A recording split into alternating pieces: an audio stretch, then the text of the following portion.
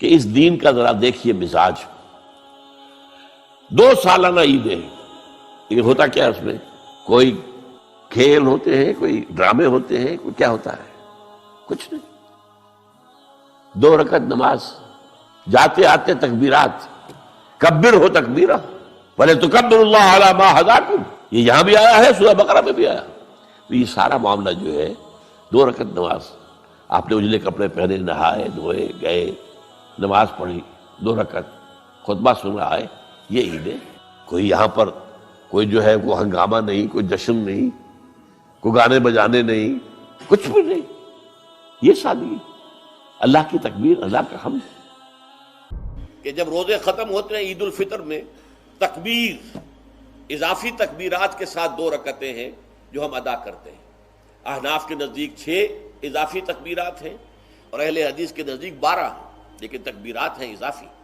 اور یہ کہ جاتے ہوئے اور آتے ہوئے عید کے لیے آپ جا رہے ہیں تو تکبیرات پڑھتے ہوئے جائیے، واپس آ رہے ہیں تکبیر پڑھتے ہوئے آئیے.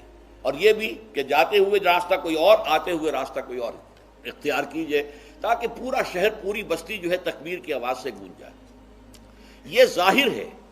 باطن اس کا کیا ہوگا؟ اللہ کی کبریائی کا اعلان کرو، اللہ کی کبریائی کو نافذ کرنے کی کوشش کرو.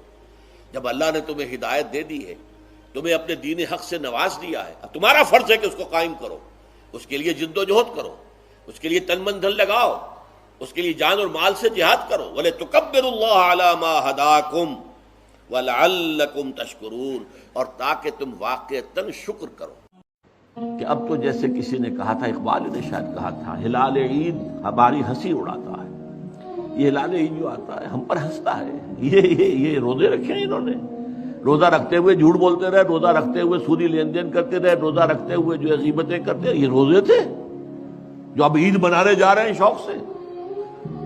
ہلال عید ہماری ہنسی اڑاتا ہے. اسی طرح یہ عید الاستقلال جسے آپ نے کہا، یہ اب ہماری ہنسی اڑاتا ہے. یہ اس لیے پاکستان بنایا تھا. یہ ہے وہ پاکستان جس کا خواب اقبال نے دیکھا تھا اور جناح نے دکھایا تھا خواب.